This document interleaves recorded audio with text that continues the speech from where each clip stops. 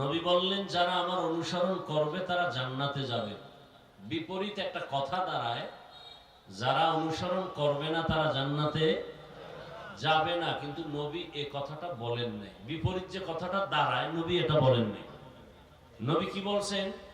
যারা বিরোধিতা করে, মান আসানি ফাকাদ আবা, সে মূলত আমাকে অস্বীকার করে। এখানে বহু আল্লাহর বান্দা বসা আছেন, টুপি নাই, দাড়ি নাই, নামাজ নেই। ভাই ইকো দিও না। নামাজ নেই, তেলাওয়াত নেই, দাড়ি নেই যাদের, এখানে দুই দল ভাগ হয়ে গেছে। একদল দরদি আর একদল বিরোধী, একদল আগ্রহী আর একদল বিদ্রোহী। আরো ভালো করে বুঝেন। ডান দিক থেকে একটা যুবককে প্রশ্ন করলাম, ভাই দাড়ি রাখো না কেন? বলে দাড়ি রাখা তো দরকার, রসুলের আদর্শ চেষ্টা করি, পারি না, একটু দোয়া করবেন। কি বুঝলেন? দাড়ি না রাখলেও কি মনে আগ্রহ আছে না নেই? শুধু আগ্রহটা আছে, এজন্য সে মুমিন। বাম দিক থেকে একজনকে জিজ্ঞাসা করলাম, ভাই দাড়ি রাখো না কেন? উনি আমার কথাটা বলা মাত্রই বলে, দাড়ির মধ্যেই কি ইসলাম? কি বুঝলেন তার কথায়? অন্তরে আগ্রহ আছে, সাথে সাথে বেঈমান। তাহলে দুজন দাড়ি নাই, একজন মুমিন আর একজন। যে দাড়ি রাখে না সে মুমিন, যে দাড়ি পছন্দ করে না সে বেঈমান। যে পর্দা করে না সে মুমিন, যে পর্দাকে পছন্দ করে না সে বেঈমান। যে নামাজ পড়ে না, আগ্রহ আছে, মুমিন। যে বলে নামাজের মধ্যেই কি ইসলাম, সে বেঈমান। যে দাড়ি রাখে না সে মুমিন, আর যে বলবে দাড়ির মধ্যেই কি ইসলাম, সে বেঈমান। যে পর্দা করে না সে মুমিন, যে পর্দার বিধান সম্পর্কে বলবে পর্দা করলে এর মধ্যে কি ইসলাম, সে বেঈমান।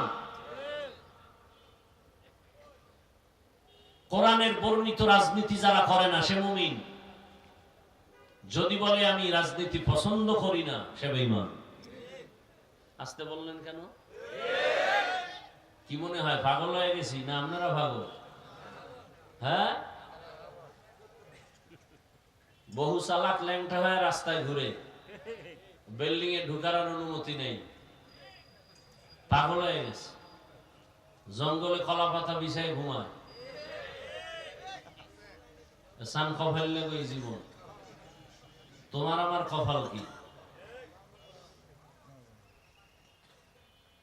নামাজ না পড়া, নামাজ পছন্দ না করা, দুইটা আলাদা। নামাজ পড়ে না মুমিন, পছন্দ করে না বেঈমান। দাড়ি রাখে না মুমিন, দাড়ি পছন্দ করে না বেঈমান। পর্দা করে না মুমিন, পর্দা পছন্দ করে না বেঈমান। আল্লাহ হেদায়েত দান করুন।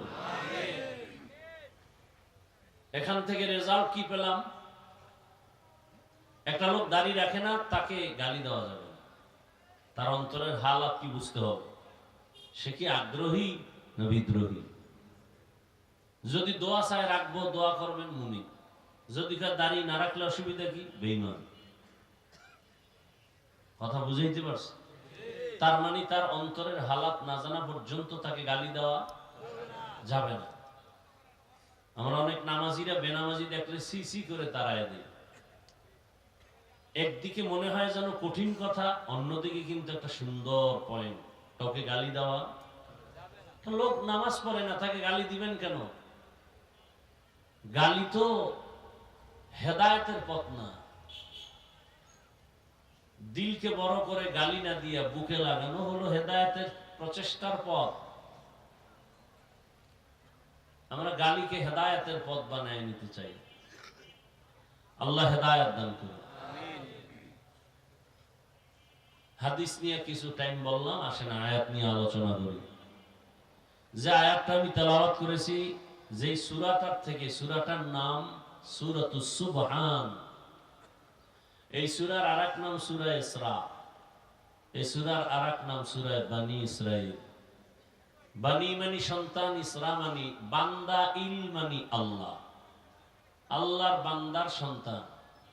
ইয়াকুব নবীর নাম শুনছেন, তার আরেক নাম ছিল ইসরাঈল। এজন্য ইয়াকুব নবীর পরবর্তী বংশধর যারা, এদেরকে বনি ইসরাঈল বলা হয়। এটা বংশীয় পরিচয়, ধর্মীয় পরিচয়। বনি ইসরাঈলেরা ধর্মের লাইনে দুই দলে বিভক্ত। এক দল মুসা নবীর উম্মত হওয়ার দাবিদার, আর এক দল ঈসা নবীর উম্মত হওয়ার দাবিদার।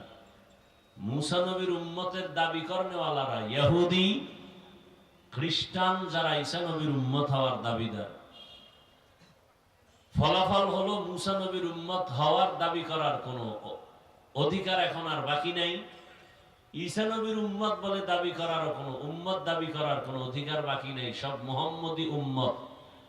মুহাম্মদের উম্মত যারা না, এরা বিনা হিসাবে জাহান্নামী। আবার আসতে বল,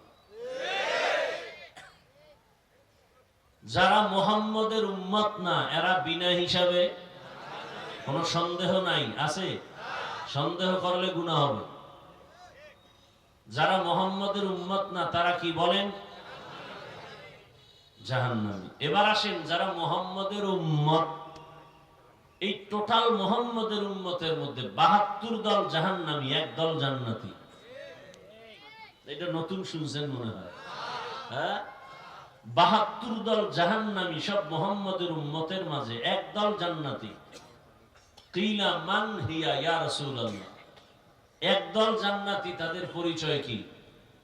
নবী যদি বলেন আমাকে মানবে যারা, তারাই যাবে।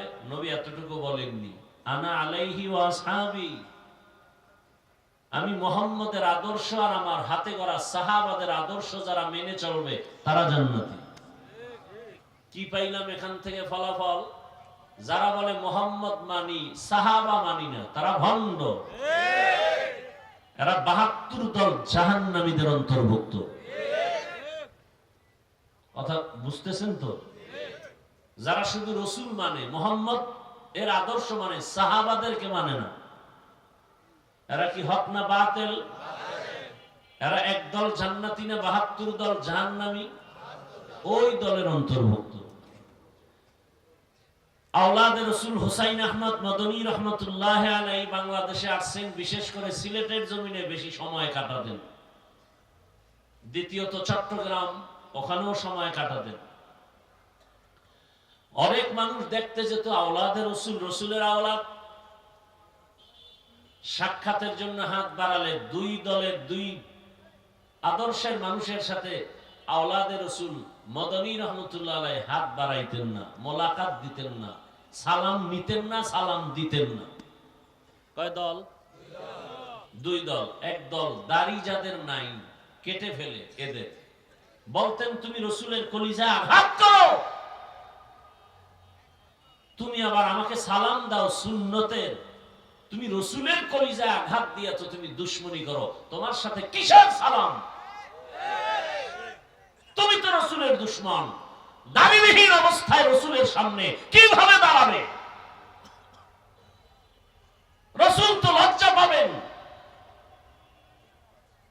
আর দ্বিতীয় দলের সাথে তিনি হাত মিলাতেন না, যারা সাহাবায়ে কেরামের বিরুদ্ধাচরণ করে। দোনো দল রসুলের দুশ্মন। আল্লাহ হেদায়েত দান করুন। আপনারা আল্লাহর হুকুম মানবেন না, এজন্য কি আমরা কোরআন হাদিসের কথা বলবো না? কথা বলেন। আপনি মানেন না, আপনি পর্দা করেন না, এজন্য কি আমি পর্দার বয়ান করব না? সত্য কথাটা বলেন না। আপনারা দাড়ি রাখবেন না, এজন্য কি আমি কোরআন হাদিসের অনুযায়ী দাড়ির ফজিলতের বয়ান করব না? আপনি মানেন না, আপনি অনুতপ্ত হন, আল্লাহর কাছে ক্ষমা চান। উল্টা মেজাজ গরম করে আরো গুনাহগার হন কেন?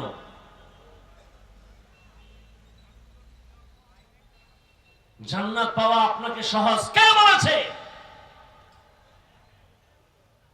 জান্নাত পাওয়া সহজ হলে জান্নাতের টিকিট হাতে নিয়ে সারা জীবন আবু বকর কাঁদলেন কেন? জবাব দেন। ওমর ফারুক রাদিয়াল্লাহু আনহু কাঁদলেন কেন? জবাব দেন। সমস্ত সাহাবায়ে কেরাম কাঁদলেন কেন? জবাব দেন আমাকে। আবার একদল চোরারা কয় এত কাদা লাগে না। অথচ আল্লাহ কি বলেন, ফালিয়াজহাকু কালিলা ওয়ালিয়াবকু কাসীরা, কম হাসো বেশি কাঁদো। আল্লাহ কয় কাঁদো বেশি, আর ওই চোরারা কয় বেশি কান্না লাগে না। কোন চোর এরা? লুসুসুদ্দিন, এরা দিন চোর, ধর্ম চোর, ইসলাম চোর, ঈমান চোর, আমল চোর। আল্লাহ হেদায়েত দান করুন। এই কথা বলা যাবে না, ইশারায় কাজ করেন, নাহলে দোয়া করে নেমে যাব ডিস্টার্ব করলে।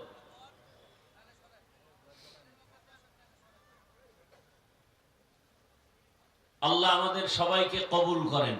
রাগ করতেছেন আপনারা? কোরআন হাদিসের বয়ান করব না বাইরের থেকে করব? কোরআন হাদিসের পক্ষে বয়ান করলে সুদখোরের বিরুদ্ধে বলতে হবে, ঘুষখোরের বিরুদ্ধে বলতে হবে, চাঁদাবাজের বিরুদ্ধে বলতে হবে, ধান্দাবাজের বিরুদ্ধে বলতে হবে, দুর্নীতিবাজ, চাঁদাবাজ, খুনি, ধর্ষকের বিরুদ্ধে বলতে হবে, জালেমের বিরুদ্ধে বলতে হবে। নিরপেক্ষ জবাব দেন। কোরআন হাদিস বেনামাজির পক্ষে, দাড়ি কামানিওয়ালার পক্ষে, সুদখোরের পক্ষে, ঘুষখোরের পক্ষে। তো কি বুঝাতে চান আমাদেরকে নোটিশ দিয়া? কোরআন হাদিসের